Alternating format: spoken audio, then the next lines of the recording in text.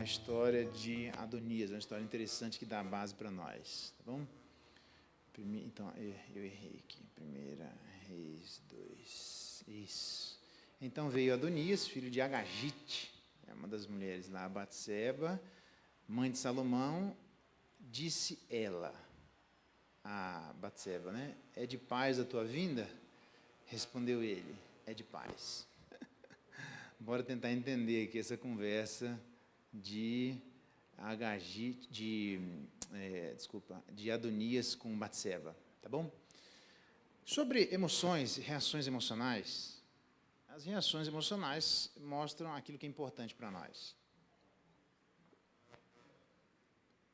Por isso que é bom a gente, entre outras coisas, perceber. A grande pergunta é se as emoções elas têm a sua origem no corpo ou na mente, ou na alma, né? Então, provavelmente as duas coisas, tá bom? A Escritura não tem preocupação em dar uma ênfase disso, mas mostra sempre a responsabilização que todos nós temos em reagir.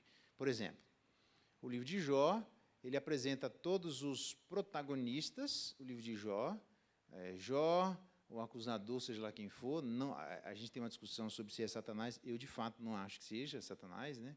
Porque senão seria a primeira vez que Deus estaria fazendo alguma coisa para poder tentar responder a uma pergunta de Satanás. Pronto, aí estamos outros. Se Deus for entrar nessa, meu amigo, não vai ter circunstâncias suficientes para poder tentar responder a Satanás. Não dá, simplesmente não dá para responder, né? E você não tem lugar nenhum Deus fazendo isso com Satanás, tá bom? Então, um acusador, né?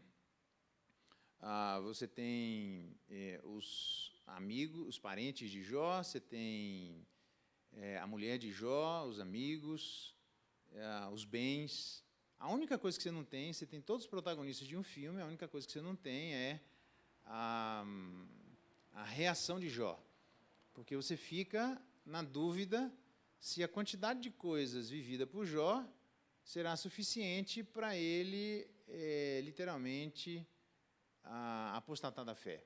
Essa que é a questão. Então, você pode anotar como reagir importa. Isso é muito importante, tá bom? Nenhum de nós, com muito temor assim, porque eu nunca sei o dia de amanhã, né? Faz 22 anos que eu não ia lá na igreja, lá onde eu fui seminarista, teve gente que naufragou na fé. Isso pode acontecer com qualquer um, se a gente não prestar atenção. Então, nenhum de nós tem o direito de reagir do jeito que quiser, independentemente do sofrimento. Eu estou falando isso, mas é fácil a gente estar aqui, tem uma dor de dente, vai ali, mas tem sofrimentos aí que são muito intensos, e nem por isso a Bíblia dá margem para os crentes reagirem de qualquer maneira. Quando eles reagem de qualquer maneira, Deus vai lá e diz, não é assim não. Jó é uma demonstração clara disso, ele não tinha força nem para se limpar. Veja a situação de Jó, é absolutamente deplorável, deformado, onde as pessoas não o conheciam, nem de longe, e ainda assim, Jó não atribuiu a Deus algum tipo de falta. Boca fechada, e quando ele passa 38 capítulos, mais ou menos, questionando Deus, quando Deus aparece, ele não responde absolutamente nada do que Jó perguntou. A grande questão é a seguinte, o que Deus respondeu para Jó? A resposta, Deus apresentou o mundo físico. Você conhece os fundamentos da terra, você conhece os ventos e assim por diante? Ele diz, não sei, não conheço, não vi, não sei como é que funciona. Então, todos nós sabemos que, lá na teologia bíblica, né, no Novo Testamento, diz assim, se você não ama seu irmão a quem vê, você não pode amar Deus a quem não vê, percebe? Aquilo que a gente vê é mais fácil, o mundo palpável é mais fácil.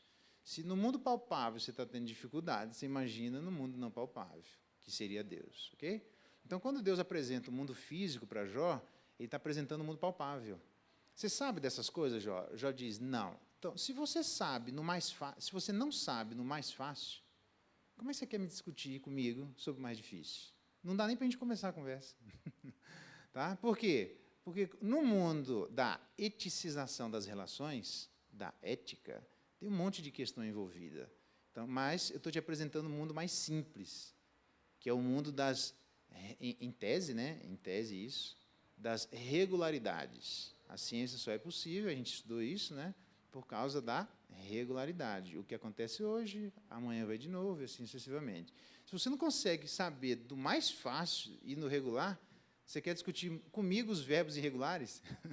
Já estudou verbos irregulares? É inferno, aquele negócio lá, pensa trabalheira, né? Porque aquilo ali não tem nada com nada. Aquilo ali, o verbo irregular, você tem que decorar e pronto, não tem saída, mano, é muito difícil. Então, essa é a ideia. Eu estou te apresentando os verbos regulares. Você não decorou nem os regulares ainda. Então, não vem querer discutir comigo os irregulares da vida. Essa é a lição que a gente aprende entre o livro de Provérbios e o livro de Eclesiastes que estudamos, né? O livro de Provérbios seria os verbos regulares e o livro de Eclesiastes seriam os verbos irregulares da vida, tá bom?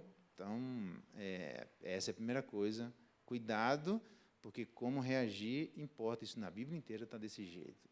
As reações importam. Cuidado como você pretende reagir diante das dificuldades da vida, tá bom? Segunda coisa, que a gente já viu, que elas comunicam valor, Provérbios capítulo 1, abra lá, verso 22, entre outras coisas, diz assim, até quando, Nécios aqui é o ingênuo, tá bom? Então, eu vou ler ingênuo, porque Nécio para a gente não significa nada, né? Até quando, verso 22, tá? Até quando, ó ingênuos, amareis a ingenuidade? Vós, escarnecedores, desejareis o escárnio. Veja só. Vós, loucos, aborrecereis o conhecimento. Então, a gente conhece alguém pelo que ama, pelo que deseja e pelo que aborrece. Ok? Então, as nossas reações ou as nossas emoções expressam isso. Seriam aquelas canetinhas que a gente coloca para dar ênfase em determinadas leituras. Então, as reações são aquelas canetinhas de coisas que são mais poderosas, coisas que são menos. Sabe quando o filho vai perguntar para você e ele apresenta um negócio que parece que está do tamanho do dia inteiro, você diz, não, calma, filho, não é bem assim. Ah, é verdade, não tinha pensado nisso. Ele estava dando uma ênfase completamente fora do que seria a coisa em si, tá bom? Voltando lá para 1 Reis, capítulo 2, olha então como é que foi o tom de Batseba com a vida de Adonias. 2 Reis, capítulo 2, verso 14 em diante. Ele disse assim, ó, acrescentou, uma palavra tenho que dizer-te. A Batseba falou assim, fala. E ele disse, bem sabes que o reino era meu. Mano, ele está falando com Batseba, que no contexto aqui é a mãe de Salomão, que disse para Davi, Salomão, Davi, você não disse que o rei seria Salomão? Disse. Então, Adonias está fazendo festa lá, dizendo que o reino era dele. Não, é Salomão.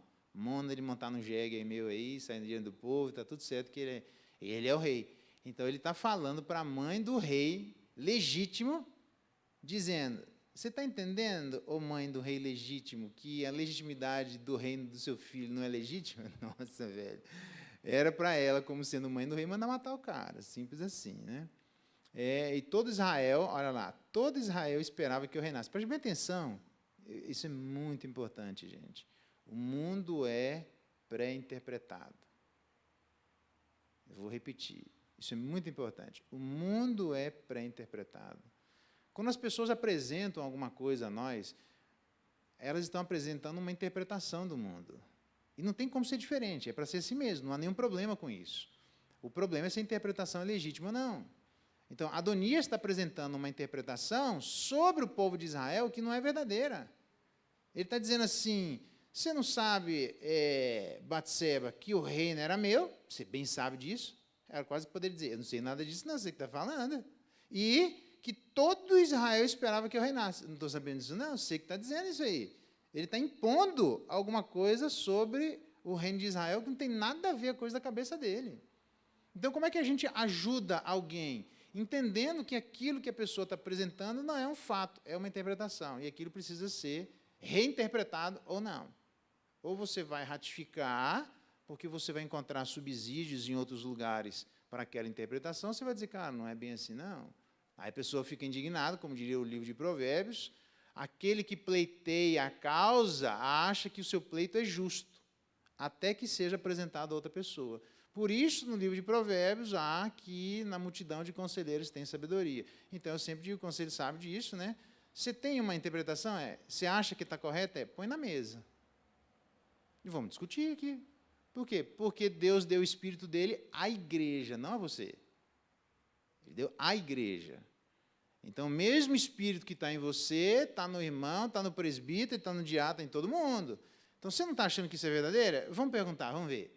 Aí você conversa com outra, não é bem assim não, não é bem assim não. Aí a pessoa diz, não, mas para mim é assim, bicho. Espera lá, velho. Aí nós temos uma dificuldade, que você está colocando sobre a mesa, Deus não está confirmando sobre isso do que você está apresentando, você está insistindo que a sua apresentação é um fato. Não, a apresentação da interpretação e fato são coisas completamente diferentes.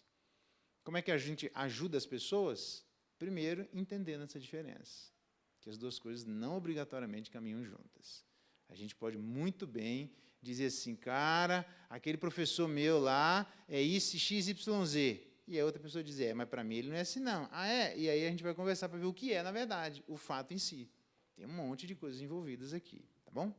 Mas, certamente, essas coisas não devem ser interpretadas sozinho, nunca, jamais. Aliás, maturidade não existe sozinho. Maturidade é no convívio. Por isso é importante a gente conviver. Não é à toa, é no convívio. Olha só, 1 Reis, capítulo 1, alguém leia o verso 6. 1 Reis.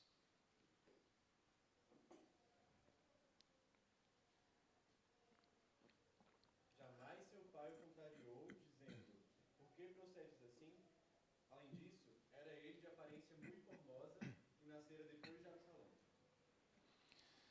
Rapaz, Davi... pode ler de novo aí. Ele quer que você leia de novo no microfone. Isso, é isso mesmo. Jamais seu pai o contrariou, dizendo, por que procedes assim? Além disso, era ele de aparência muito formosa e nascera depois de Absalão. Cara, todo mundo sabe que a gente não nasce sábio. Então, não estou dizendo aqui para enfatizar a contrariedade, mas você jamais ter falado para o seu filho alguma coisa? Pera lá, bicho, não é bem assim não, mano. O filho nasce, todos nós nascemos sem sabedoria, e Provérbios diz que com o tempo a sabedoria entraria no coração, tá? Mas Absalão era Adonias era muito formoso. Diz o texto lá, repete aí, 1:6. Eu vou repetir aqui. Ele era de aparência muito formosa. Pensa num cara boa pinta. Era a vida de Adonias, que queria a caveira de Salomão e de Davi. Aí você tem 2 Samuel, capítulo 14. Alguém lê para nós aí, 2 Samuel. Quem for ler, levanta a mão aí para pegar o microfone aí. Isso, né? Isso, aí. Obrigado. Quem for ler aí, levanta a mão aí. Para poder ler no microfone, para todo mundo. 2 Samuel, capítulo 14, verso 25. Aí atrás, vai ler aí. Achou aí? Leia lá. Não havia, porém, em todo Israel, homem tão celebrado por sua beleza como Absalão. Da planta do pé ao alto da cabeça, não havia nele defeito algum. Pensa no cara, então, de Adonias, o cara boa pinta. Absalão, boa pinta duplicado. Absalão era um cara bonito, rapaz. Veja só, porque existe beleza, né? Deus é o Deus do belo, é Ele quem constrói isso. Aí a gente discutiu esses detalhes lá, mas só para ver homens belos na Bíblia, né? Deus não é contra a beleza, tá bom? Mas ele era celebrado pela sua beleza. Quer dizer, era um negócio que onde ele passava era um bafafá, essa conversa aqui. Ele dava conversa, Absalão, né? No sentido, né? Ele gerava conversa. Não havia nele defeito nenhum. Quando ele cortava o cabelo, uma vez por ano. Cara. Sabe aquele filme que aparece o cara saindo do mar, levantando o cabelo, chacoalhando, assim, sabe aquele negócio? Eu imagino que devia ser mais ou menos assim, né? Absalão, tá bom? Veja só gente boa, né? Adonias e Absalão, nada contra a beleza, tá bom? 1 Samuel, capítulo 9. Isso, veja lá, interessante. Não seja contra a beleza, tá bom, gente? Deus é o Deus do belo, tá? Só que belo mesmo, só Deus é, né? Por dentro e por fora. Nem Jesus não era belo. A gente discutiu isso. Eu vou ler. 1 Samuel, 9, verso 2.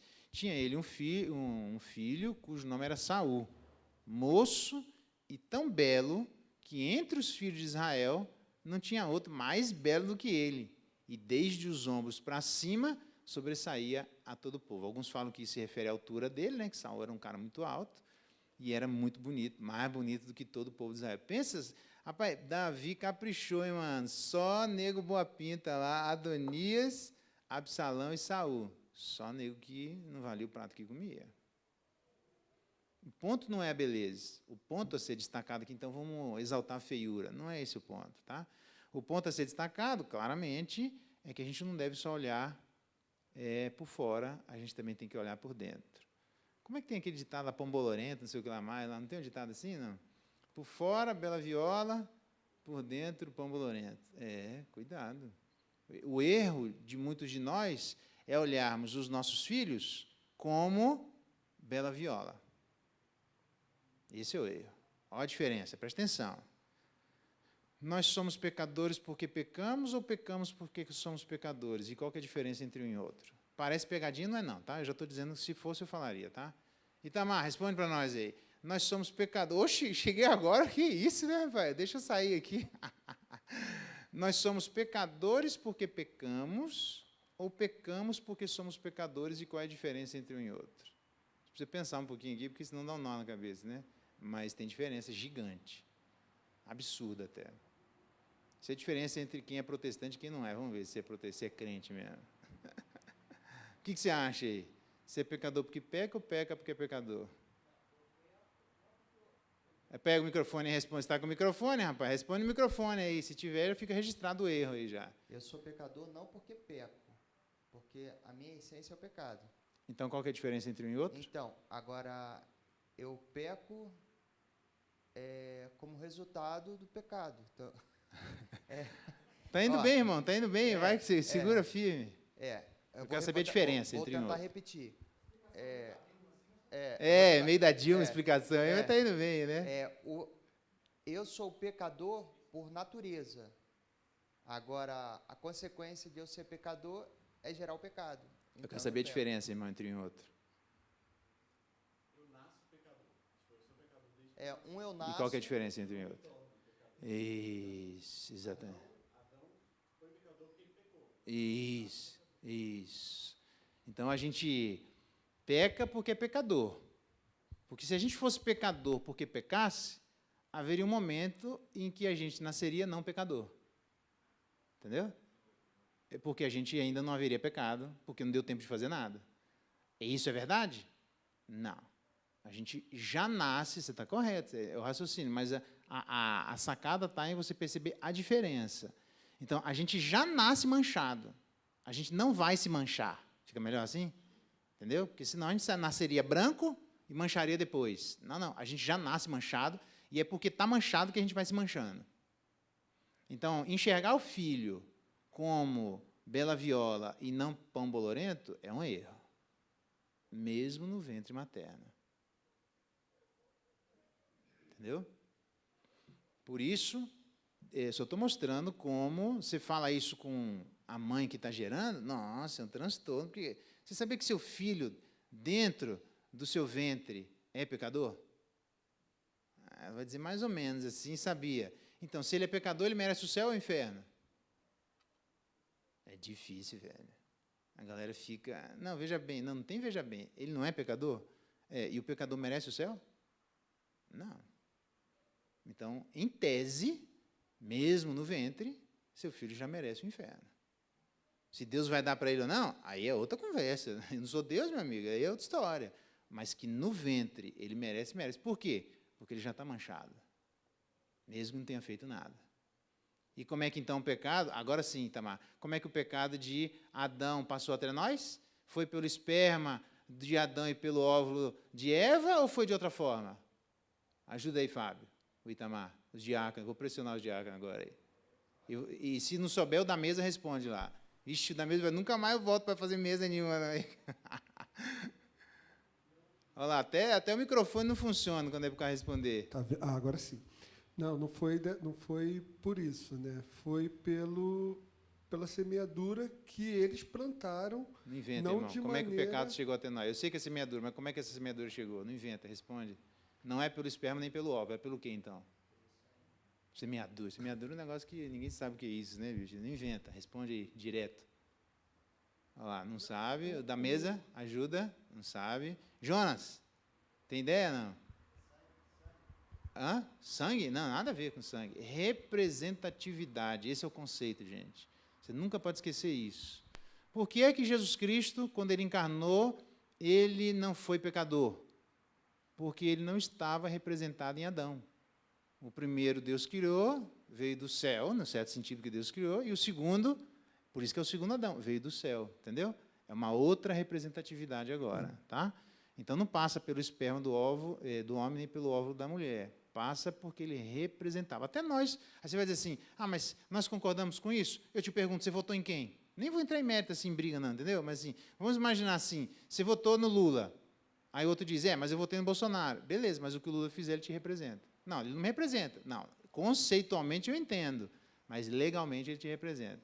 Se é legal, isso é outra história. Não estou entrando no mérito, entendeu? Estou dizendo assim que, perante a lei, se for roubado, não quero nem saber disso aí agora. Me interessa que, legalmente, ele te representa.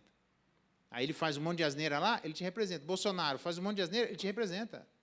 Então, não é representa quem a gente vota, representa quem está lá. Então, Adão é nosso representante. Aí você diz assim, mas eu não pedi para ele me representar. Tá bom, então você também não pediu para Jesus Cristo te representar. Então, do mesmo jeito que se você não quer o pecado de Adão, você também não pode querer a justiça de Cristo. Então, pague o seu pecado sozinho. Traduzindo, quinto dos infernos, goela abaixo. Não tem jeito, tá bom? Então, o pecado passa até nós, João, por representação. Quer dizer, se você for Brasil e Estados Unidos entrou em guerra, aí você chega ali na frente ali e dá um murro na cara na fronteira de um americano. O Trump passa ali quando ele era, agora o Biden, vai lá e dá um murro na cara do Biden e vem embora para cá. Pronto, ferrou. Aí você passa na fronteira, o cara diz, você é brasileiro? É cana. Mas eu não fiz nada. Mas o seu representante fez. O pai, quantos filhos não pagam, num certo sentido, por falta de responsabilidade dos pais? Fazem asneira, eu sei que o pai eleva o seu pecado, o filho também, mas a gente sabe que, em alguma medida, a falta de sabedoria dos pais acaba trazendo prejuízo à vida de seus filhos. Por quê? Porque eles representam. Se seu filho fizer alguma bobagem na escola, eles vão chamar quem? Não, ele que responda por si? Não, ele vai chamar o representante legal. Beleza? O que Deus está dizendo lá é de representação moral. Tá bom? Então, nesse sentido, você tem a dificuldade de reagir. É muito importante perceber como nós reagimos, mesmo homens que eram belos, eles não reagiram de maneira adequada, e Deus diz, isso aqui está errado. Tá? Então, uma grande boa forma de a gente aprender é entender que são interpretações e que nós reagimos das coisas que nós valorizamos, mas as coisas que nós valorizamos não obrigatoriamente precisam ser as coisas a serem valorizadas. A gente pode estar valorizando o que não é para ser valorizado. Então, como é que a gente vai saber disso? Convívio. Deus não mandou a gente conviver porque Ele não tinha mais o que fazer. É no convívio que a gente vai andando e dizer, opa, aí um cara diz, bicho, não é bem assim, opa, é por ali. E aí, no convívio que a gente vai sabendo se o tom que nós vamos dando às coisas, elas são, de fato, daquela maneira ou não. Obviamente, nós temos a palavra para dar a régua para cada um de nós, tá bom? Então, sempre as reações importam, mas elas serão julgadas pela palavra. A segunda coisa importante aqui, 1 Reis, capítulo 1, abra lá, verso 8, o que é que diz lá? 1 Reis 1, isso é muito importante, quando ele diz assim, porém, Zadok, 1 Reis 1, tá? Aqui é Adonias, né? Adonias provocou isso. Zadok, o sacerdote, Benaia, filho de Joiada, e Natã, o profeta, e Simei, rei, e os valentes de Davi, não apoiavam Adonias. Verso 9, imolou Adonias ovelhas, bois, animais, cevados, junto à pedra de Zoelete, que não era o lugar próprio para o sacrifício, que está perto da fonte de Rogel. E convidou quem? Todos os seus irmãos. Que eu saiba, Salomão também. Mas diz o texto, os filhos do rei, e todos os homens de Judá, servos do rei. Mas Natã era servo do rei. E aí diz, porém, a Natã, o profeta, Benaia e os valentes, e a Salomão, não convidou. Então, grave bem isso, preste bem atenção que eu vou te falar. eu sei que a liderança pode incorrer de, eventualmente, todos estarem errados. Isso pode acontecer. Vamos falar do meio presbiteriano, né? No meio presbiteriano, se o pastor tiver numa heresia, o conselho tira o pastor. Se o pastor tiver em heresia, né, o conselho tira o pastor. E se o conselho tiver em heresia, o pastor pode dissolver o conselho e ele virar o conselho na igreja. Eu só estou mostrando isso, que são meios para que o erro coletivo não se estabeleça. Essa é a ideia, entendeu? E isso no meio da igreja também. Por que eu estou dizendo isso? Porque eu volto a enfatizar. O meio de nós sabermos se nós estamos corretos ou não é nos submetermos às autoridades legalmente instituídas. Então, nem vou falar de autoridade civil, que também né? Mas da autoridade, porque tem um lance aqui entre civil e religioso, tá? Eclesiástico, não religioso, né? Mas eu não vou entrar agora nisso, mas entre autoridades eclesiásticas, vou colocar assim. Então, cuidado, porque Adonias queria o que ele queria, mas ele não chama os caras que legitimamente representavam o rei. Ué, mas você não quer fazer uma festa e tal? Por quê? Porque ele sabe que os caras não apoiavam. Pois é, mas as autoridades eram eles. Eu já vi conversa, não, então, mas eu não vou falar com as autoridades, porque, por quê? Porque você já virou o acusador, você já virou o sentenciador e já virou o executor da sentença? Não, irmão, não é assim, não. A gente não pode destituir uma autoridade do nada, assim. Se você tem alguma coisa, faça uma acusação e leva adiante, não tem problema nenhum. Mas se a autoridade está lá, então, quando a autoridade fizer alguma coisa, ela é representativa. Opa! Então, se eu tiver alguma questão, eu tenho que colocar diante da autoridade. Elas estão me representando. Não é representando para o que eu quero, é elas que estão representando. E quem é que é a autoridade para as autoridades? A palavra. Então, se houver alguma coisa em que o pastor e o conselho, falando da nossa autoridade eclesiástica, tiverem pecado, se apresenta uma denúncia e pede para o conselho levar adiante essa denúncia ao presbitério. Ele é obrigado a levar isso adiante, ele não pode reter. Não tem assim, eu vou apresentar uma denúncia e o conselho vai reter. Isso não existe.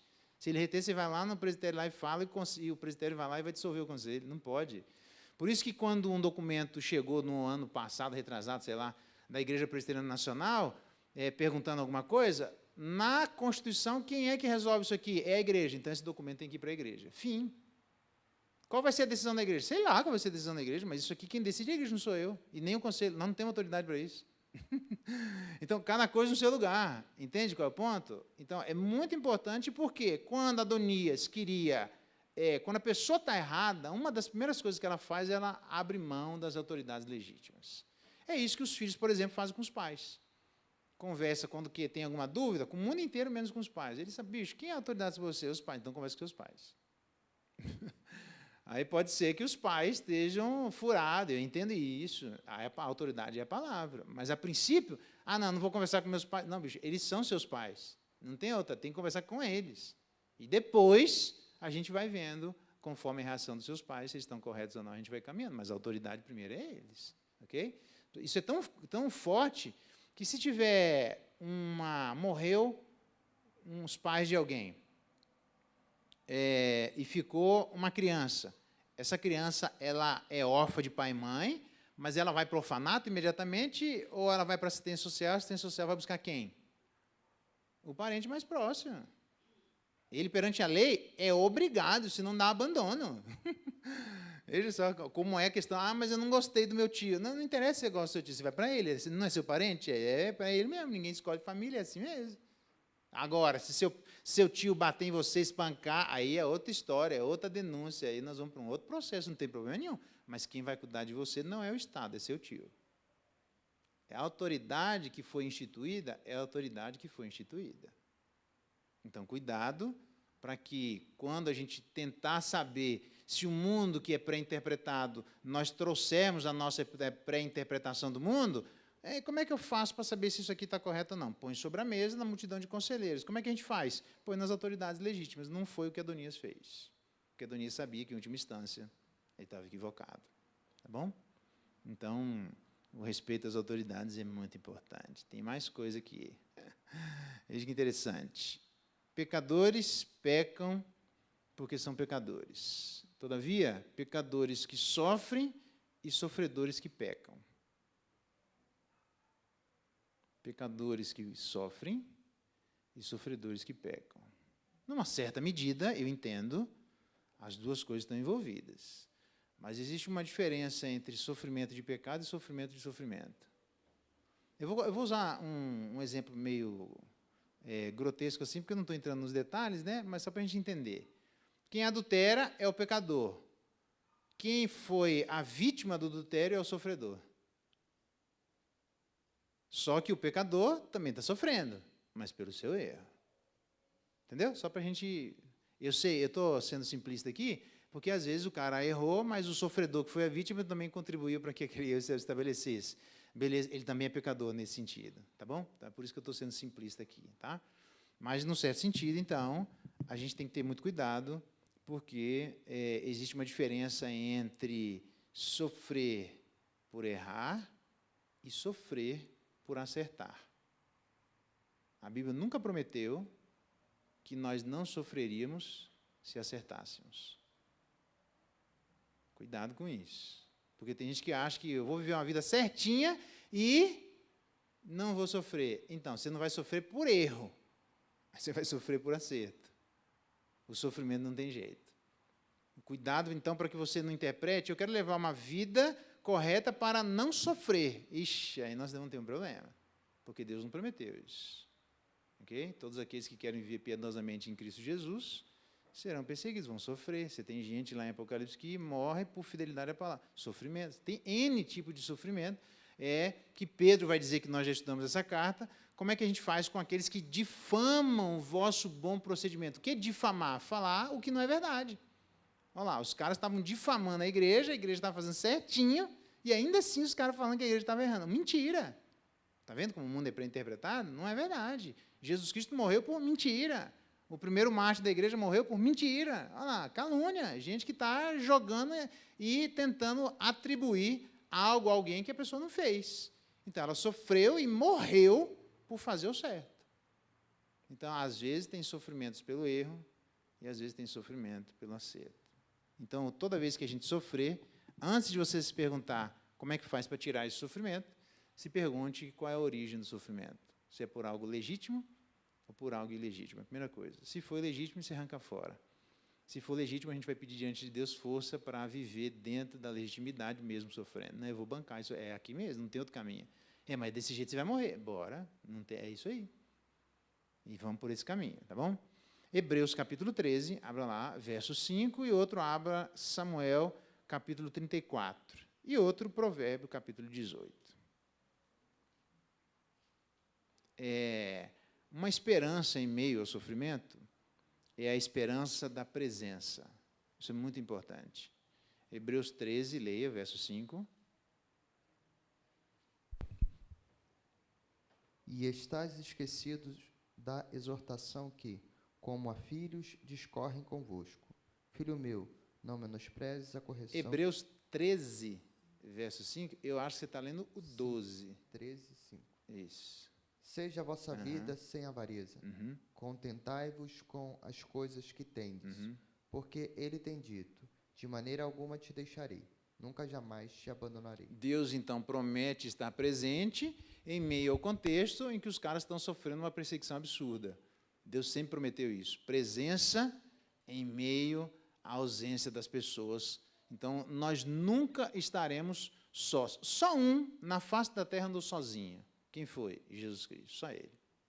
Ele andou sozinho para que nós não andássemos sozinhos. Então, quando a pessoa diz assim, eu estou sozinho, não, na sua cabeça você está sozinho. E eu não estou dizendo que essas sensações não aparecem, eu sei disso. E eu sei que é difícil se livrar delas. Quando o cara diz assim, eu disse na minha angústia, todo homem é mentiroso. Não é verdade que todo homem é mentiroso, por isso que ele disse na angústia. Eu me lembro quando eu lidei com um caso de pedofilia, que para mim todo mundo era pedófilo. Pensa na dificuldade de você resolver um problema Quando você sabe, eu sabia que não era verdade, mas a impressão era tão forte que, mano, eu tinha que chegar a Deus, me ajuda, porque eu sei que não é verdade, mas a sensação é forte. Então, não confunda a sensação com a coisa em si. Coloque diante de Deus a sua sensação. Se você for andar pela sensação, você vai dar com a cabeça na parede. Não é verdade. Submeta, é isso que tem muita gente que não quer fazer. Submeta as sensações a avaliações. A gente precisa fazer isso. Ele não vai fazer isso. A gente vai ter que fazer o quê? Fulano, vem aqui. Você pode me ajudar? O problema nosso é a gente querer resolver o nosso problema sozinho. Isso aqui Deus não autoriza em lugar nenhum. Então, eu estou falando para homens, porque estatisticamente, quem mais busca ajuda são as mulheres. Eu estou falando da igreja, dentro da igreja, tá? Mas a gente tem que reverter isso aí, porque Deus dá graça aos humildes, mas resiste ao soberbo. Às vezes a gente não procura ajuda por soberba nós. Mas até agora estava tudo funcionando. Agora que você precisa de ajuda, todo mundo é imoral para poder te ajudar? Bicho, coloca na mesa, cara. Eu falei, cara, eu estou com uma dificuldade. Às vezes a gente tem aquele negócio do meu... E a gente tem que ter muito cuidado com o sigilo entre nós. O conselho sabe disso. Não me pergunta nada, e eu também não pergunto nada. Atendeu? Se eu precisar de ajuda, eu digo ao conselho. Eu preciso de ajuda em relação a determinada situação. Alguém pode ir comigo? Fora disso, por quê? Porque a gente tem que ter sigilo entre nós. Então, não é uma coisa que eu vou falar aqui e vamos sair falando para todo mundo. Não pode isso no meio da igreja, ok?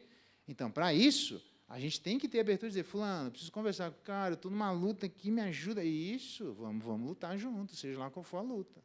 O que não pode é, você tem uma sensação fortíssima, você pisa na bola e depois você fica julgando aquelas pessoas que precisam acertar com você, porque todo mundo é imoral. Bicho, aí não dá. Eu coloquei diante dele, coloquei o que eu pensava, mas eu coloquei minha fraqueza diante da palavra. Eu sei que eu estou errado, mas me ajude então.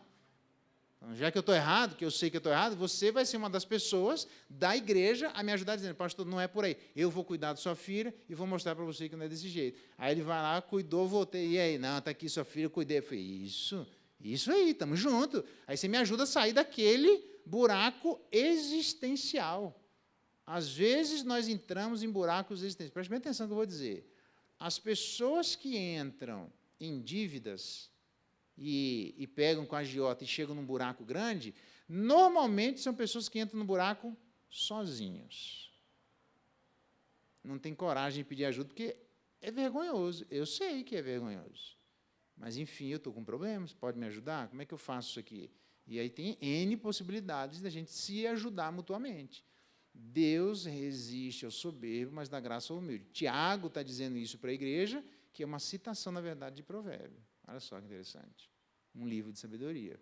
Que Tiago, a Bíblia, os comentaristas falam, é a carta mais antiga, né, do Novo Testamento. Então, seria a primeira carta do Novo Testamento, está pronta, né? Então, nesse sentido, Tiago seria o Provérbios do Novo Testamento. Veja que interessante. Peça ajuda, irmão. Mas eu sou homem.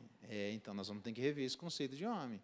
Porque a Bíblia não fala, preste bem atenção no que eu vou dizer, a Bíblia, num certo sentido, ela só fala em termos da ordenação de presbíteros, que não devem ser neófitos, né, para que eles não caiam no problema de Satanás, que é a soberba, tá bom? Mas, fora isso, a Bíblia não apresenta na igreja de novos e velhos, ela apresenta sãos e não sãos. Salmo 119, vai lá. Você conhece esse salmo aqui, mas vai lá. Salmo 119. Olha só como é que a Bíblia apresenta. É 90 e pouquinho. Deixa eu abrir aqui, acho que é 98. Os teus mandamentos... Peraí, só um pouquinho. Vai lá, leia, é isso mesmo, 98. Os teus mandamentos me fazem mais sábio que os meus inimigos, porque aqueles eu os tenho sempre comigo. Olha lá, eu fico mais sábio do que outros, pode ser da mesma idade, os inimigos, né? Por causa dos mandamentos. Continua. Compreendo mais do que todos os meus mestres, porque medito nos teus testemunhos. Então, quem me ensinou não precisa sempre estar na minha frente. Quem é que vai estar na frente? Depende da meditação. Pode ser que aquele que é meu mestre hoje vai ser meu aluno amanhã. Tem um caso clássico disso, que é o Moisés Silva. Moisés Silva é um cara clássico aí no mundo da interpretação, do ponto de vista conservador. Moisés Silva foi um dos professores do reverendo Augusto Nicodemos. Ele disse isso na época lá que a gente estava fazendo mestrado, ele falou assim, esse é meu aluno que há de me superar. Esse é um exemplo que entre nós acontece. A grande diferença, isso é a nossa postura diante dos mandamentos. Não é por idade, está vendo? E nem por ser mais novo ou não. Então, a gente pode ser mais novo na fé, a gente pode ser mais novo de idade, mas a nossa postura diante dos mandamentos é que vai fazer com que a maturidade que vem à luz da meditação todo dia, ela seja absorvida por aquele que assim o faz. Continua. Verso 100. Sou mais prudente que os ídolos. Ídolos não. Idosos. Isso. Sou mais prudente que os idosos, porque guardo os teus preceitos. Isso. Então, saber não é poder. Então, a fé salvadora passa pela fé cognitiva, de conhecimento. Mas a fé de conhecimento não necessariamente chega na fé salvadora. Todo mundo que tem fé salvadora sabe, cognitivamente falando. Então, joga as crianças fora nessa história, tá? De 4 anos para baixo. Mas nem todo mundo que sabe é salvo. Tem um monte de gente que conhece um monte de coisa da palavra e não é salvo. Sabe da palavra até mais do que nós. Então, conhecer não é poder. Tem que conhecer e guardar. Então, por que esse camarada aqui foi diferente? Porque no verso 98, eu os tenho sempre comigo. No verso 99, medito nos teus testemunhos. E no verso 100, a relação entre idosos, eu guardo, e tem idoso que não guarda. Então, como é que a maturidade vem? Pela postura diária e por aquilo que guardamos. Por quê? Verso 96. Tenho visto que toda perfeição tem seu limite, até as coisas mais perfeitas da natureza, mas o seu mandamento é ilimitado. Então, a gente vai aprender com a natureza? Sim, mas e com a palavra? Vixe, oxe, né? Como diria o baiano lá, né? Oxe, como diria o cuiabano, vixe, vou aprender muito. Depende da postura de meditar e guardar sempre. Meditar e guardar sempre. Salomão meditou, guardou, mas nem sempre. Perdeu a sabedoria. Porque uma das coisas que a gente não perde é título. Mas uma das coisas que a gente perde é sabedoria. Sábio hoje não é sinônimo de sábio amanhã. Cuidado com isso. Então, para quem está na liderança, bicho, põe as barbas de molho. Para quem está começando, te ajeita, bicho, bora, você vai aprender comigo. Por quê? Porque eu estou mais tempo, velho, meditando e guardando, a não ser que eu não esteja fazendo isso. Mas se eu tiver, bora, você vai aprender comigo. Então, quem que vai ensinar quem? Aqueles que meditam mais, guardam mais, sempre são estas pessoas que Deus vai pegar para liderar a sua igreja. É assim que Deus vai ensinar seu povo. Mesmo homens ensinando homens. Então, homens, para de se colocar numa redoma aí, onde a gente não quer procurar ajuda. Isso não existe para lugar nenhum. Aliás, quem está no conselho são aqueles primeiros que já foram moídos. Deus já colocou em situações difíceis, já experimentaram a humilhação de buscar ajuda, já foram ajudados, já viram como é bom isso, e é por isso que eles estão lá.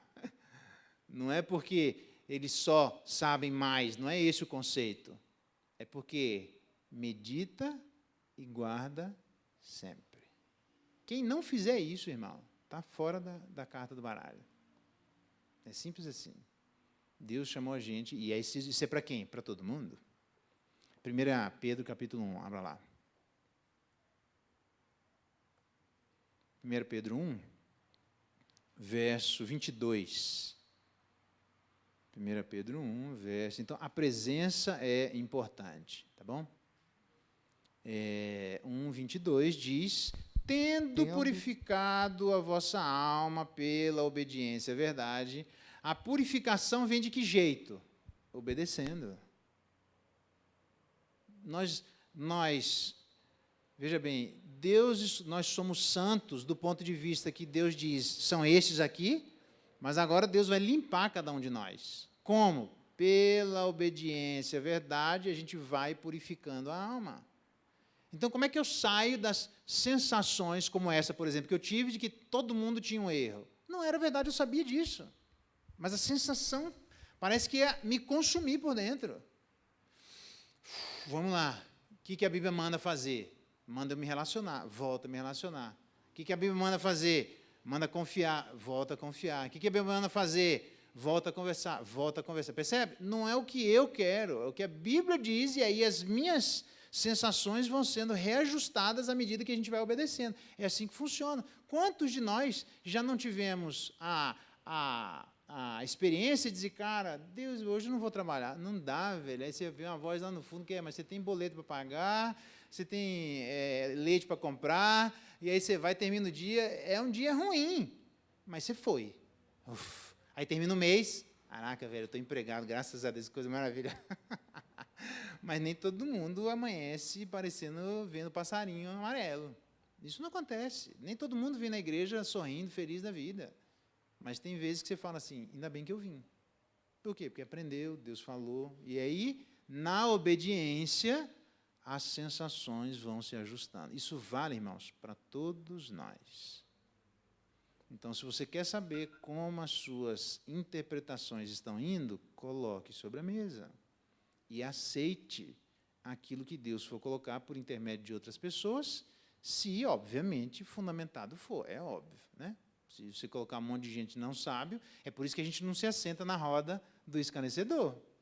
Ah, mas tem gente sábia e não sabe? Lógico que tem, mano. Tem gente bonita e feia? Claro que tem. Não vamos tirar essas distinções aí que nós vamos entrar na furada. Então, existe gente que é mais sábio. Então, você vai nessas pessoas. Quer dizer que elas vão ser eternamente sábias? Não sei, vai depender da postura eterna delas. Se for eternamente de joelho, vai ser eternamente sábio. O ouvido atento para a repreensão salutar, no meio dos sábios, tem a sua morada. Olha só. O ouvido atento para a repreensão salutar, no meio dos sábios, tem a sua morada. Quem nós procuramos diz muito do que nós procuramos. Aí às vezes eu só fico vendo, velho, e vai para lá. Isso é para todo lugar, irmão. É qualquer igreja do mesmo jeito, aí o nego vai, e você fica olhando, o nego saracuteando para cá, para lá, e você fica só ouvindo. Vamos ver quando é que isso vai chegar aqui. E não chega. Por quê? Porque como Adonias fez um movimento externo, porque ele estava tentando ganhar o povo. Olha só, isso aqui é importante, que eu disse que ia responder naquela vez. Por que na verdade, Adonias pediu para poder, como é o nome dela? Batseba, pedir a vida daquela mulher que cuidou dele, cuidou de Davi no final da vida? Essa é uma boa pergunta. 1 Reis, capítulo 1, vou responder isso hoje. 1 Reis, opa, que isso? 1 Reis 1,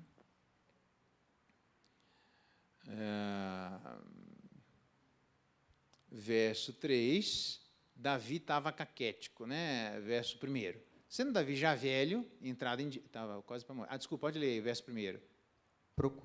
Procuraram, pois... Verso 1. Sendo o rei Davi já velho e entrado em dias, envolviam-no com roupas, porém não se aquecia. Então lhe disseram os seus servos, procura-se para o rei, nosso senhor, uma jovem donzela, que esteja perante o rei, e tenha cuidado dele, e durma nos seus braços, para que o rei, nosso senhor, se aqueça. Então, quem era Davi? Davi foi o cara que matou leões e ursos, quando ele foi se apresentar diante de Saul. Davi foi o cara que matou gigantes. Davi foi o cara que era sanguinário, no bom sentido, tinha virilidade na vida de Davi, tinha vitalidade na vida de Davi. O ponto agora de 1 Reis é: para quem o reino passará? Então, aquele Davi, que era sinônimo de vitalidade e virilidade, era um camarada velho e que não consegue nem se aquecer com uma mulher. Então, essa imagem é uma demonstração da nossa imagem. Porque nós temos momentos em que estamos na vitalidade e na virilidade, mas Eclesiastes diz: lembra de teu Criador nos dias da mocidade, antes que venham os maus dias e cheguem os anos nos quais dirá: eu não tenho neles prazer. Então, eu disse a vocês que um camarada disse para mim assim, um dos meus padrinhos de casamento: Geraldo, eu tenho o que você não tem. Ele tinha dom de evangelismo, esse tinha. Eu tenho o que você não tem, mas você tem o que eu não tenho. E eu daria o que eu tenho para ter o que você tem. Aí eu perguntei: o quê? Ele falou: a juventude. Eu fui alcançado por Deus na velhice. Já na maturidade da vida, desperdicei o melhor. Por quê? Porque chega um ponto que a nossa vida, a gente vai chegar na velhice, todos nós, se chegarmos lá, né? Então, a ideia é de nos gastarmos e de nos permitirmos gastar enquanto tem força, enquanto tem vitalidade. Agora é a hora de fazer. Um monte de gente que tem força e está jogando no lixo essa força. Não está fazendo nada. Em prol do reino de Deus? Nada. Então, Deus pede para cada um de nós pegar essa vitalidade, essa virilidade e colocar nas mãos dele, porque vai chegar o dia que nós seremos esse Davi. Um Davi avançado em aproximadamente 70 anos aqui, mas 70 anos, aí você vai dizer: calma, está me chamando de velho? Calma, porque naquela época, para guerra, batalha, na rua, dormindo, no relento, bicho, os anos pesaram. Então, este Davi aqui agora está velho e o camarada pede para ficar com essa mulher. Continua lendo lá, por gentileza, verso 3. Procuraram, Abisag, né? pois, por todos os limites de Israel, uma jovem formosa. Bonita. Acharam Abisag, sunamita, e a trouxeram ao rei. Uhum. A jovem era sobremaneira formosa, cuidava do rei e o servia, porém o rei não a possuía. Isso. Então, na verdade, Davi, Adonias, está querendo ficar com Abisag, porque há um contexto sexual. A guria era top das galáxias? Era. Mas é só isso? Não. Segundo Samuel, alguém já fez isso lá atrás. Segundo Samuel, capítulo 16.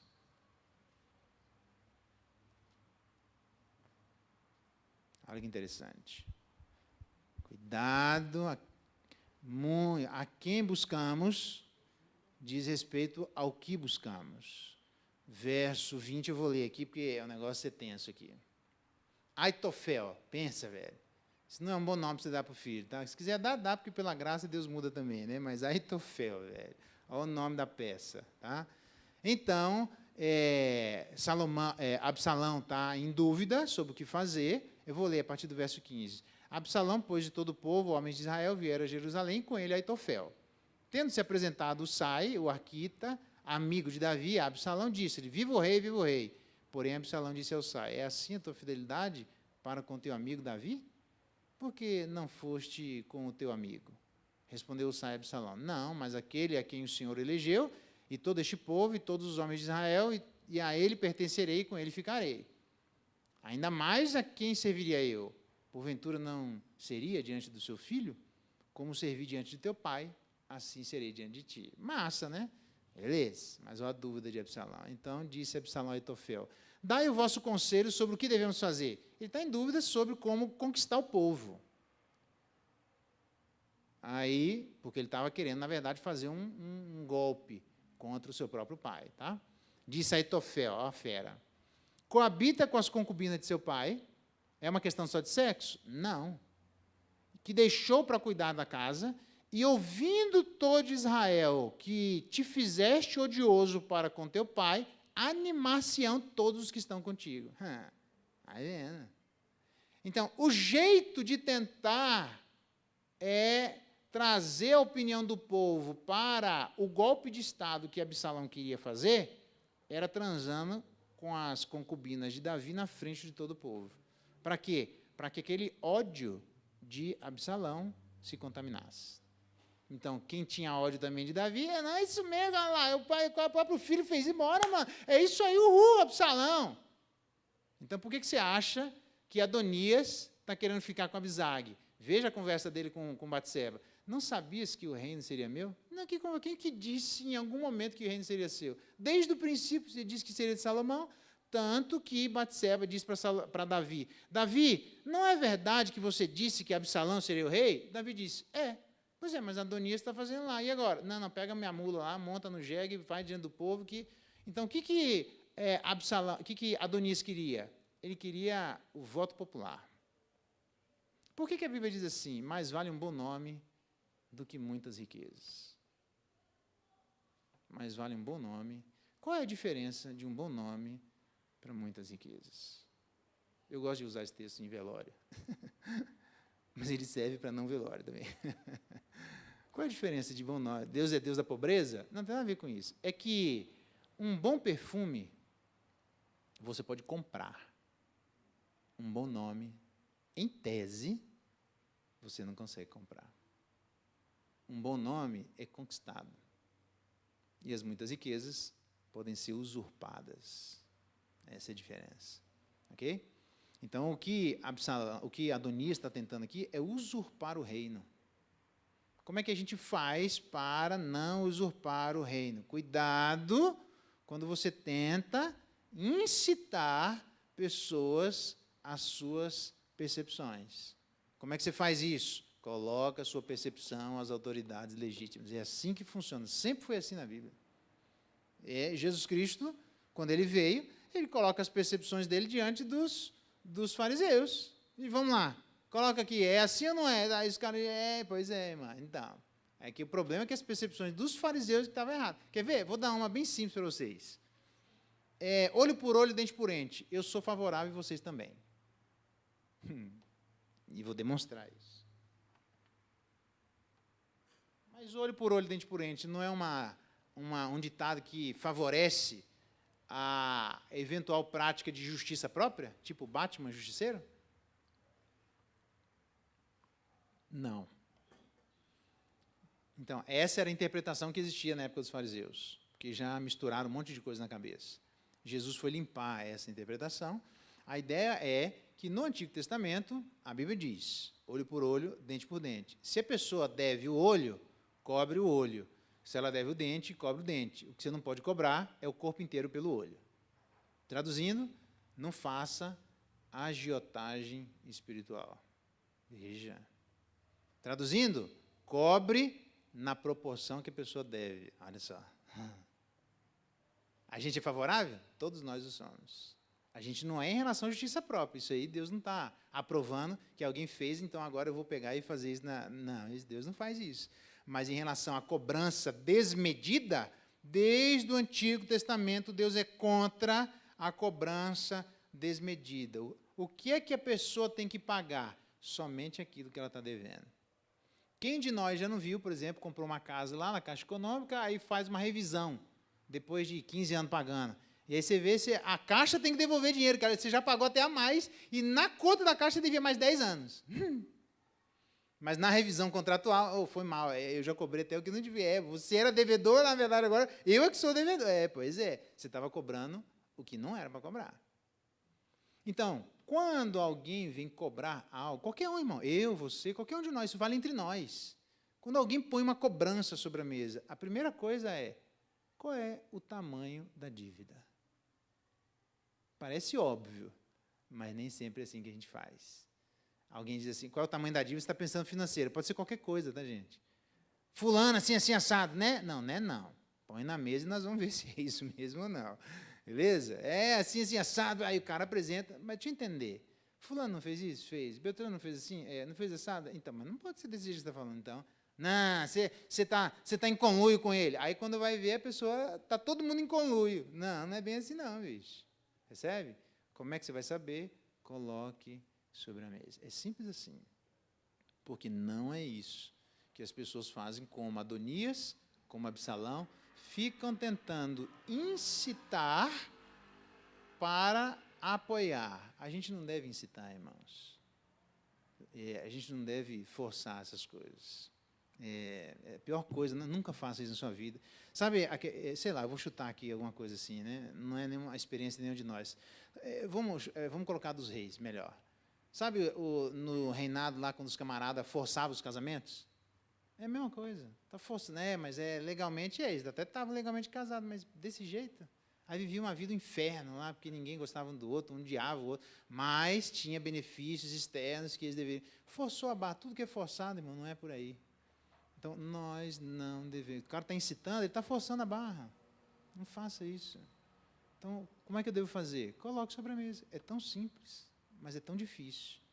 Porque, às vezes, a gente não busca Natã, os valentes de Davi, a gente não busca essas pessoas que se colocam da maneira correta. Quem que se colocou da maneira correta?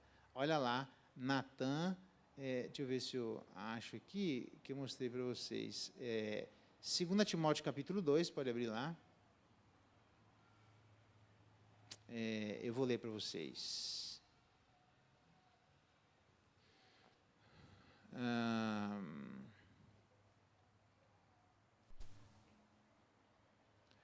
Apresentou-se Batseba ao rei na recâmara, já leio de 2 Timóteo, tá? Na recâmara, era já muito velho, caquético. E Abisag, a sunamita, o servia. Batseba inclina a cabeça e se prostra diante de Davi, velho. Mas ele não é o rei legítimo? Então ele é autoridade. É assim que se põe. Não forçando a barra.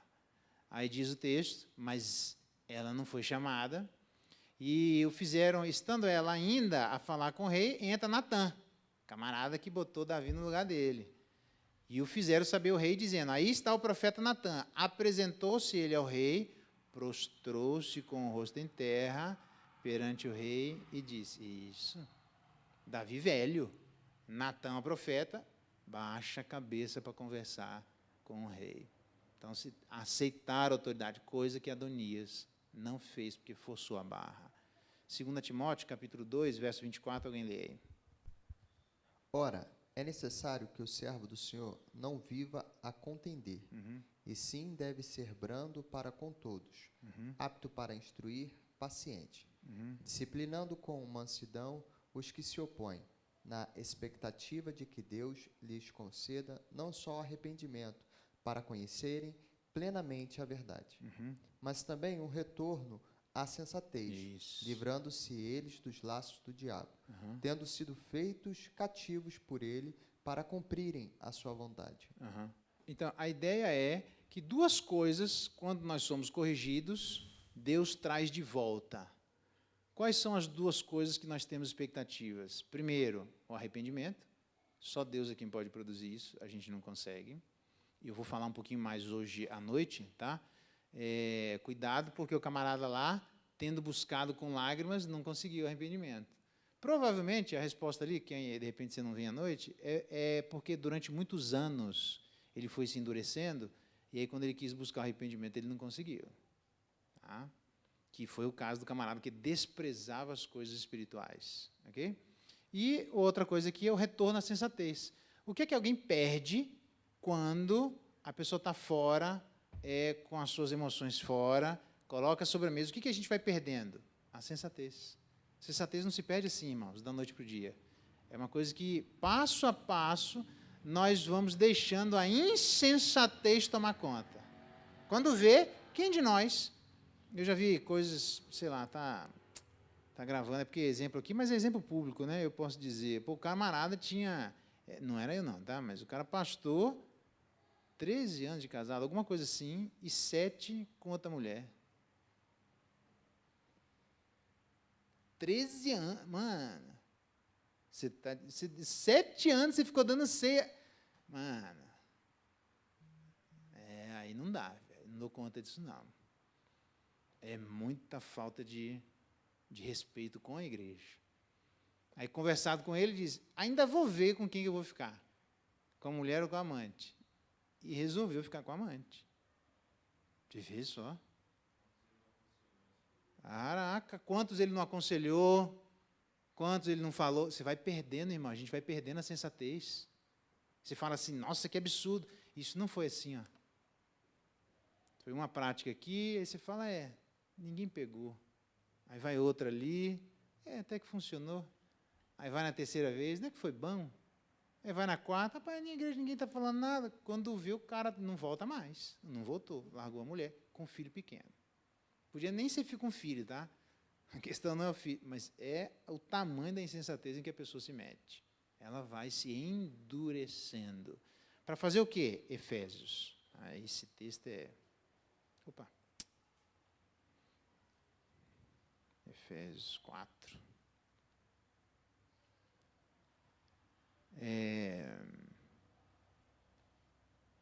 Peraí, deixa eu achar aqui.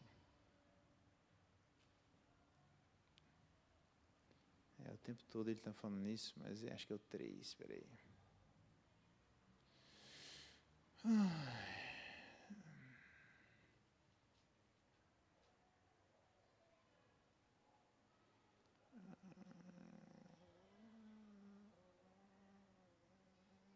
Não, mas não é isso. Aquele que diz que a gente vai... É isso aqui mesmo, deixa eu ver aqui. É isso aqui mesmo. Veja o verso 17, né? Olha que interessante. Isso, portanto, sigo e no Senhor testifico que não mais andeis como também andam os gentios, na vaidade dos seus próprios pensamentos. Olha lá, começa onde? Nos pensamentos. Só um pouquinho. A gente perde ou ganha nos pensamentos. É muito importante que você tome conta. Aliás, Pedro diz que a gente deve ajustar. O termo que Pedro está usando lá, para ajustar o nosso entendimento, é aquele termo para ajustar a roupa de guerra, que estava frouxa, e na hora da guerra ele ajusta o cinto, põe as coisas no lugar e agora vamos para a batalha. Porque se o cara for para a batalha com a roupa tudo frouxa, ele mesmo vai se machucar. Então ele diz, para ajustar o entendimento, você tem que puxar o cinto da mente. Quem já foi, fala a verdade, hein? Quem que já não foi em rodízio, e aí no meio do rodízio solta o cinto, que vai ficando apertado. Então, tem gente que solta o cinto do entendimento. Sabe quando é que a gente pode soltar o cinto do entendimento? Só na morte. Soltou, meu amigo. É isso aqui que acontece. Não pode soltar nunca. Como é que você não solta? Vivendo em comunidade, colocando sobre a mesa. Às vezes você... Eu lembro... só um pouquinho, tá? Eu lembro quando eu entrei na igreja, aí, rapaz, eu me lembro que era uma mulher bonita. Eu só me lembro isso. A Luzinete pode estar aqui que eu falo, não tem problema nenhum, tá? Eu me lembro que era uma mulher bonita. E era um velório de um... Eu era solteiro, diga-se de passagem. Mas mesmo assim, mesmo sendo solteiro, mas já era crente. Aí eu me lembro que um amigo do meu irmão morreu. E era a irmã desse amigo. Na época não tinha WhatsApp, não tinha nada. Aí, essa mulher veio em cima de mim, no velório. E me deu o endereço, o telefone, e me disse assim, estou esperando você depois do velório. Nossa, pensa a guerra, mano. Eu já crente, chegando na igreja... E caí matando, mano, velho. E agora o que eu faço? Meu Deus, o velório, que velório? Eu vou querer saber de velório, não. E eu fiquei naquela guerra interna. O que eu fiz? Chamei um amigo, que com o tempo eu fiquei sabendo que naufragou na fé. Fulano, deixa eu explicar um negócio que eu estou numa luta enorme aqui. Que eu estava doido para alguém dizer, vai logo, mas eu já tinha ido já. Eu expliquei a situação para ele e disse, cadê o papel? Deixa eu ver onde que é o endereço. E eu entreguei para ele o endereço, ele rasgou na minha frente. Não faz isso, velho, pelo amor de Deus. E mesmo eu querendo, não consegui ir, porque não tinha WhatsApp, não tinha mais, acabou. O endereço é aquele ali, perdi. E a mulher ficou me esperando lá. A gente faz isso na igreja, irmãos. Tem hora que a gente não aguenta. Alguém vai fazer no nosso lugar. Por isso é que a primeira coisa... que alguém, quando está errado, para de congregar. Esse é o erro fatal. Por quê? Porque você está soltando o cinto da mente. Não solte. A vaidade com que andam os gentios nos seus pensamentos. Como diz Pedro, nas paixões da alma, nas paixões que fazem guerra contra a alma. Irmãos, tem paixões que são para serem extirpadas. mas nós sozinhos não vamos conseguir. Coloca sobre a mesa. Outra pessoa vai te ajudar. É assim que funciona. Não deixe de congregar. Porque você fazendo assim, você vai soltar o seu cinto mental. E aí, meu amigo, olha o que acontece. Continua. Obscurecidos da mente, olha lá. Obscurecidos de entendimento, alheios à vida de Deus por causa da ignorância em que vivem, pela dureza do seu coração, os quais, Tendo se tornado, não é de uma noite para o dia, é um dia solta um ponto do cinto mental, outro dia outro ponto, daqui a pouco você tira o cinto, daqui a pouco você está trocando a calça, daqui a pouco você anda pelado mentalmente. Faz o que você quiser. Eu estou cansado de ver isso, irmão. Cansado. Vixe, um atrás do outro dentro da igreja. Ajustes mentais. Por isso, os pais, homens, diz a Bíblia, criai os filhos na disciplina e admoestação do Senhor. A palavra ali não é gonês, pais, homem e mulher. A palavra ali é plural de pais, homens, patere. E vós, homens, criem os filhos na disciplina, cerceamento físico e admoestação, cerceamento mental. A gente não deve dar só comida para o filho. Senta aí, vamos conversar. O que está dentro de você? Então, do mesmo jeito que a gente faz com o filho, a gente tem que alguém fazer com a gente. Eu te pergunto, quem é que está fazendo com você hoje? Seja sincero. Para quem você chega e senta e diz, mas ele só é homem que é homem, homem que é homem. Não, biblicamente falando, homem que é homem faz isso. Porque se a gente for nesse homem que é homem aí, nós vamos entrar em outra vertente. Homem que é homem coloca, bicho, chama alguém para conversar, irmão. Se você não chama, Deus dá graça aos humildes, mas resiste ao soberbo. Estou cansado de ver liderança da igreja que se degringola. Teve um camarada, eu estava agora em São Paulo, olha só o exemplo. É público, né? Mas eu nem sei quem é também, então beleza. O cara chegou, queria botar um documento contra o conselho, o pastor. E escrachando o conselho. Aí ligou para esse camarada, que era do presbitério, para ver se ajudava ele. Dá uma lida aí. Ele lê, mas rapaz, não faz isso, esse documento assim. E aquele negócio de coisa de conselho, como é que vai ser? O cara vai meter a boca no conselho, negócio desnecessário, nada a ver. Aí, peraí que eu vou aí conversar com você. Foi lá na casa do cara, pastor senta, outro pastor senta e diz, cara, esse aqui não é bem assim. Tá bom, pastor, faz o seguinte, a mulher dele do lado. Então é o seguinte, mulher, senta aqui. Eu vou retirar esse documento. Eu não vou apresentar esse documento mais contra o conselho. Beleza? Beleza. Mulher, eu não quero mais você, tá? Como é que é? Eu vim aqui para um documento que você estava oferecendo. Não, eu não quero mais você, porque você está errado, não sei o quê. Aí a mulher falou, você está brincando, né? Não quero mais você. Não. Ele pegou as coisas dele, foi embora, largou a mulher dele.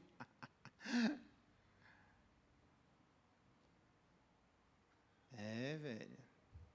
O pastor ficou assim, não entendi nada, mano. Você pode correr, que alguém já disse assim, a gente só não sabe o feitiço. Se é da Barra de Saia, da Barra de Ouro ou do São João da Barra. Mas, em regra, uma dessas coisas está envolvida. Do nada você não quer sua mulher. Você conversou com quem sobre isso aqui? Deixa eu entender. Agora, assim, pá, fiz.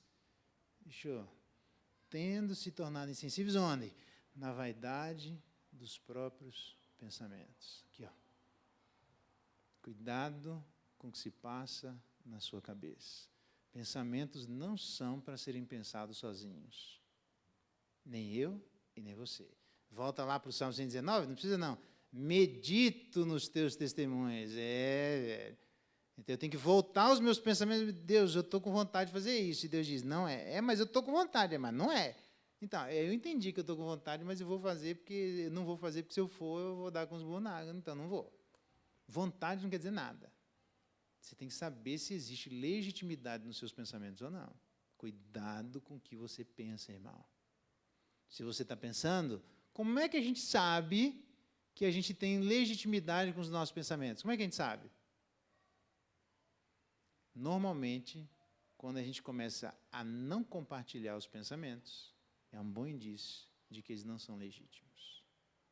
Você quer pensar? Senta aqui, vamos conversar. Chama um amigo, chama um mais sábio. Tem gente mais sábia? Tem, irmãos. Tem gente mais sábia na igreja? Tem. Chama o mais sábio de fulano. Caraca, velho, não consigo dormir, bicho. Por quê? Porque eu estou pensando assim, põe na mesa, rasga. É isso, vamos lá. Sensação é uma coisa, fato é outro. São coisas que você tem que separar, a primeira coisa. Beleza? Olha lá o que ele faz, obscurecido de entendimento, vai se tornando insensível até fazer o quê? Se entregar à dissolução, ao que não presta. Para quê? Para com avidez. Traduz para mim a avidez, você que me ajudou lá no verbo lá. Traduz aí, Mauri, a avidez. Intensidade. Não é assim? Ávido. O cara está comendo ao almoço avidamente. Cara, vai devagar aí, você não vai morrer. Não é assim? Ávido é aquela intensidade de possuir o seu objeto de desejo. Então, ele se entrega à dissolução com intensidade. Qual dissolução?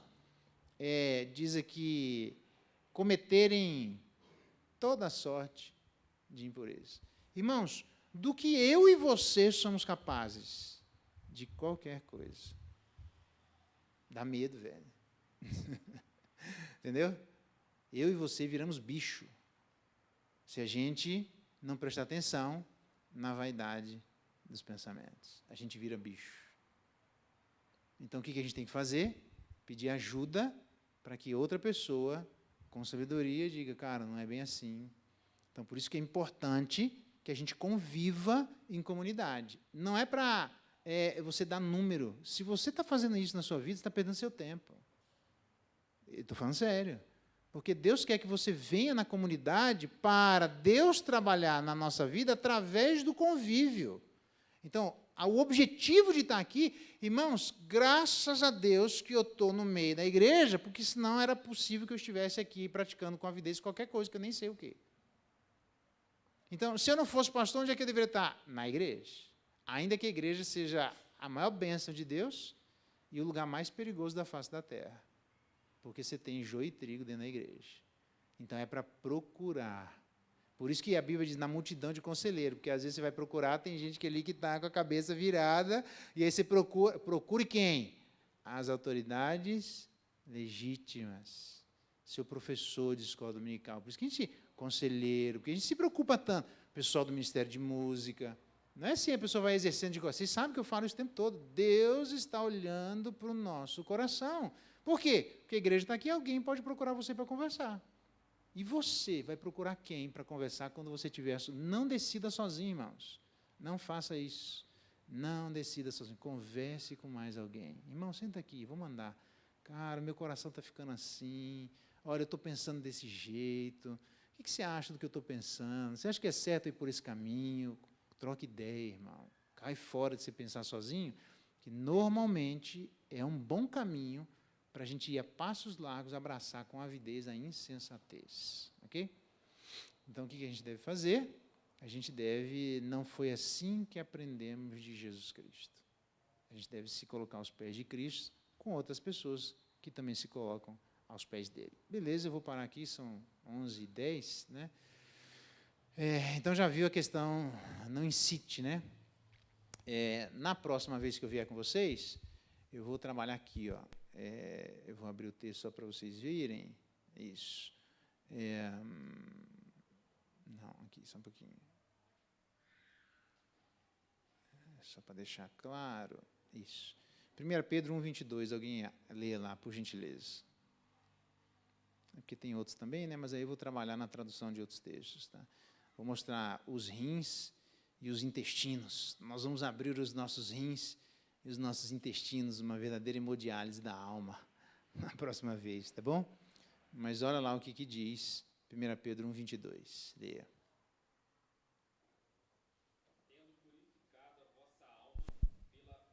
Peraí, deixa ele só trazer aqui, porque tem gente que está ouvindo lá. Isso, aqui, ó, na frente. Aqui. 1,22. Tendo purificado a vossa alma pela vossa obediência à verdade, tendo em vista o amor fraternal não fingido, amai-vos de coração uns aos outros ardentemente. Isso, eu vou trabalhar sobre essa expressão, amor não fingido. A gente vai ver como é que a gente consegue. Porque, pela obediência à verdade, a gente se ama verdadeiramente. Se a gente não obedece à verdade, o coração vai se obscurecendo de entendimento, e a primeira coisa que acontece é a gente tomar a decisão sozinho e começa a ser fingido no meio da igreja. Deus não quer isso, amor fingido. Deus quer amor claro, Mas como é que eu faço se as minhas sensações são diferentes? É uma boa questão. Coloca a sensação para alguém te ajudar com elas. Não misture, irmãos, sensação com as coisas em si. Elas são muito diferentes. Por isso, quando eu chego no conselho de irmãos, ó, esse caso está assim e eu estou pensando assim, sentindo assim. O que vocês acham? Velho, mas você está sentindo errado. Por que você está sentindo assim? Porque às vezes nós estamos sentindo equivocado, e você tem que mudar a tua sensação, e é desconfortável mudar a sensação porque ela é forte. Então, mas nós temos que colocar em xeque o que eu e vocês estamos pensando. Somente convivendo juntos é que a gente consegue isso. Tem várias questões ali que eu vou trabalhar sobre os rins e sobre os intestinos, mas eu mostro isso sobre semana que vem. Tá bom? Vamos orar, pedir que Deus nos abençoe e derrame graça para que todos consigamos, de maneira madura, aconselharmos uns aos outros, levando isso em consideração, não incitando as pessoas, vivendo em comunidade e aprendendo a colocar as coisas em xeque dos nossos próprios pensamentos, para que não haja desajuste mental, literalmente falando. Deus, muito obrigado pela Tua palavra, dá-nos graça, força e bondade, para que a cada dia, todos nós, possamos não cair na vaidade dos nossos pensamentos e lutarmos contra as paixões que fazem guerra na nossa própria alma. Nos ajuda nisso, para que possamos ter o ajuste do nosso cinto mental bem firmado, para batalharmos a batalha da fé e jamais darmos vazão a pensamentos da época da gentilidade. Queremos ter pensamentos novos. Renova o nosso coração, renova o nosso pensamento e assim renova as nossas sensações. Se algum de nós precisa disso, dá-nos graça, para que, em nome de Jesus, tenhamos as nossas sensações, por intermédio da obediência à verdade, purificada. Se alguém tem alguma dificuldade aqui, em qualquer área, dá-nos graça, Deus, para que, por amor do Senhor, jamais venhamos a fugir das autoridades legítimas. O Senhor colocou elas para o nosso bem, para derramar graça sobre nós. Então, se isso acontece, jamais que haja no nosso coração a tentativa de incitação.